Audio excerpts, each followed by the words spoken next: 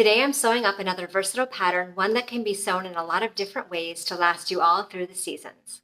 This is the Cassidy Wrap Top by Helen's Closet Patterns. This pattern offers a few different views. You can do short or long sleeves, you can make a cropped version or a longer version, and you have different choices for the widths of your tie wraps.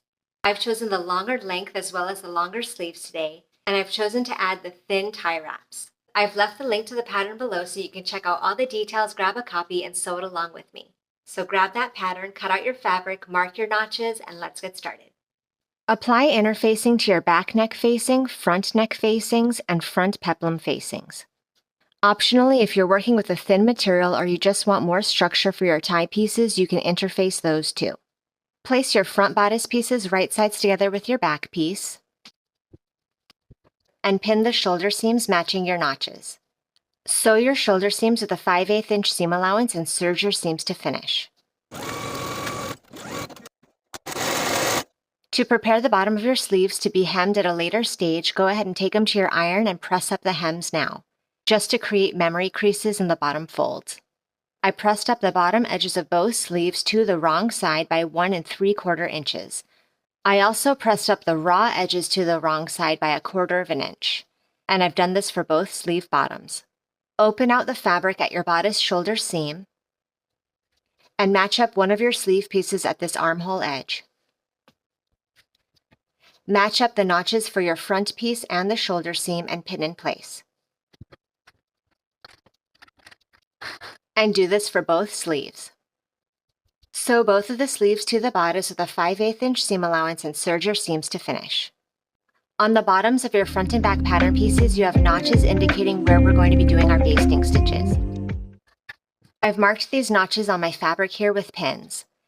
We're going to take this to the sewing machine and baste these areas from notch to notch using the longest stitch on your machine. I'm going to be basting with about a 1/2 inch seam allowance, making sure to leave thread tails on both sides so that you have threads to pull for gathering. Do this for the bottom of your back piece and the bottoms of both of your front pieces. Place your front and back bodice pieces right sides together so that the sleeves are also right sides together with themselves. Match up your underarm seam and pin together from the bottom of the bodice all the way to the bottom raw edge of the sleeves. Do this on both sides for both side seams and the bottom of both sleeves.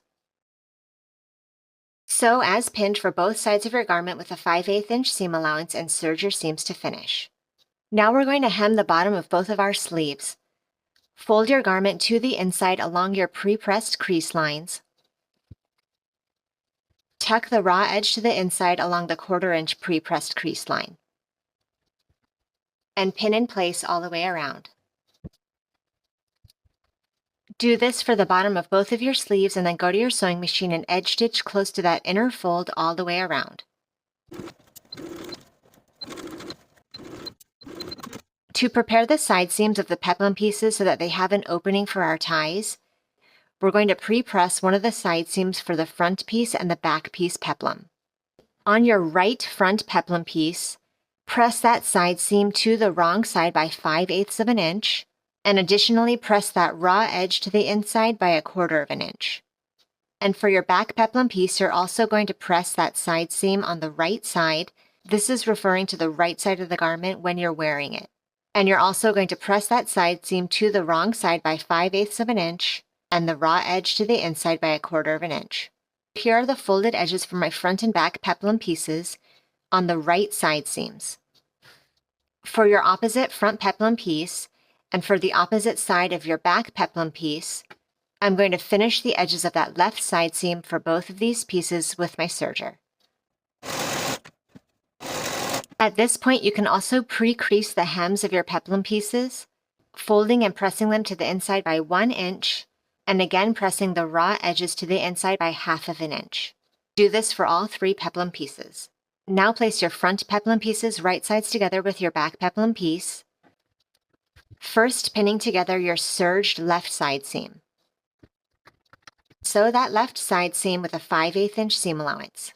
For the right side seam, we're going to sew it together, but we're going to be leaving a gap at the top between the notches for our tie.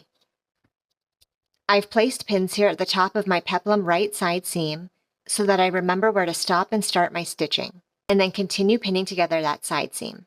Starting from the top of the peplum with a 5/8 inch seam allowance, sew to your first notch and backstitch to secure. Then start a fresh set of stitches at your second notch, backstitching here to secure as well, continuing with a 5/8 inch seam allowance to the bottom raw edge of your peplum. I've gone ahead and pressed open the right side seam that we just sewed. Here is the little opening at the top for my tie. We're basically going to do a rolled hem on both sides of this seam allowance. Tuck under the raw edge of this allowance so that it meets the seam in the middle, and pin in place all the way down. Do the same thing on the other side, tucking under your raw edge. Take it to your sewing machine and edge stitch close to that folded edge of the seam allowance on both sides.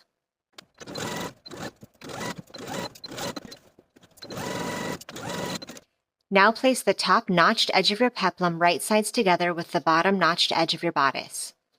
Pin together at the center fronts and both of your seams. Now we're going to pull the gathering stitches at the bottom edges of our front and back bodice pieces so that the bodice pieces fit the peplum from pin to pin. Once it fits and the gathers are distributed evenly, go ahead and pin all the way across. Do the same gathering for the bottom of your back piece and your opposite front piece.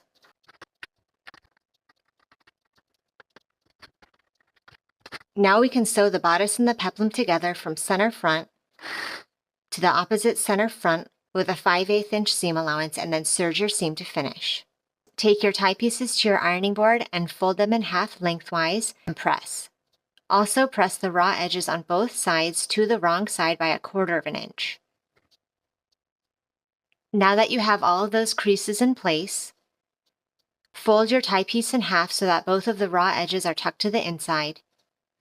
Take it to your sewing machine and edge stitch those folded edges together from one end of your tie all the way to the other. And do this for both of your tie pieces. Here is my center front waistline seam. I'm going to take one of my tie pieces with the sewn edge facing down and place the top edge of the tie at the waistline seam on the right side of my bodice fabric, matching the raw edges and pin in place. Do this on your opposite center front as well. Now sew both of the tie ends in place at both of the center fronts with a 1/2 inch seam allowance. Note that at the inside as you're sewing, you're also catching that seam allowance, which should be pointed down toward the peplum. Place your front facings right sides together with your back facing. Match your notches and pin in place at the shoulder seams. Sew these shoulder seams with a 5/8 inch seam allowance and then press them toward the front facing. And then place your peplum facings right sides together with the bottom of your front facings and pin in place along the bottom edge.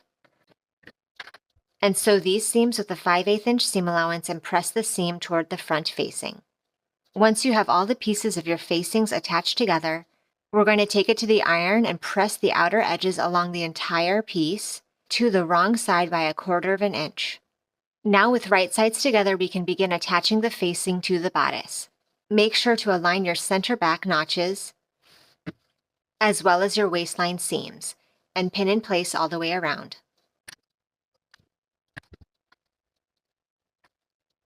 We're going to sew the facing to the bodice with 2 different seam allowances.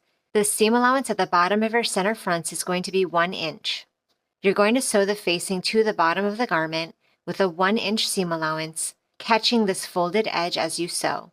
And then pivot when you get to the bottom of your center front corner and continue stitching all the way around the rest of the garment with a 5/8 inch seam allowance, all around the center fronts and the back neckline. When you come back down the other side, you're going to pivot at the bottom center front, sewing once again the bottom section of the facing to the bodice with a 1 inch seam allowance, again catching that folded edge in your sewing.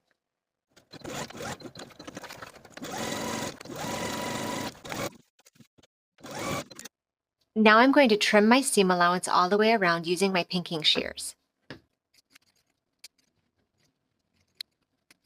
I'm also going to trim the bottom corners at both of the center fronts close to the point in my stitching to reduce some of the bulk for when we turn this facing. You can also trim the subtle corner at the waistline. Clip into your seam allowance at these curved sections to but not through your stitching. Now we're going to open out that facing so that it lays over the seam allowance. We're going to sew the facing to the seam allowance 1/8 of an inch away from the original stitching line all the way around. As you're understitching and you approach the 2 front corners, your presser foot won't be able to reach all the way to the corner, so just understitch as far as you can.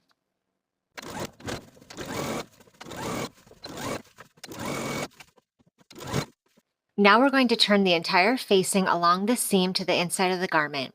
At your center front bottoms, go ahead and poke out those corners. Give your entire facing a really good press. Careful to also keep the 1/4 inch raw edge also pressed to the inside. At the bottom of your wrap, you're going to roll that hem along the pre-crease lines that we pressed earlier, folding that raw edge to the crease, and then folding this portion again on the crease, and pinning in place all the way across. The folded portion of your hem will blend right in underneath the facing at your center fronts. We're also going to pin the facing to the blouse all along the inside of the garment, pinning in place along the folded edge of your facing.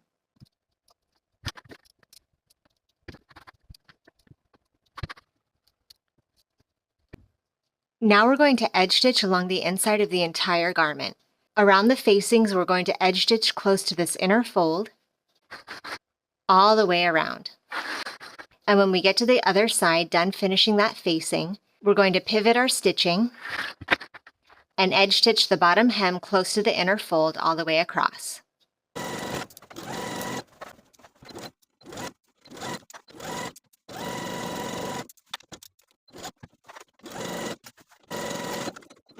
For the ends of your waist tie, you can either fold them a couple times about 1/4 of an inch and sew them in place either by hand or with your machine.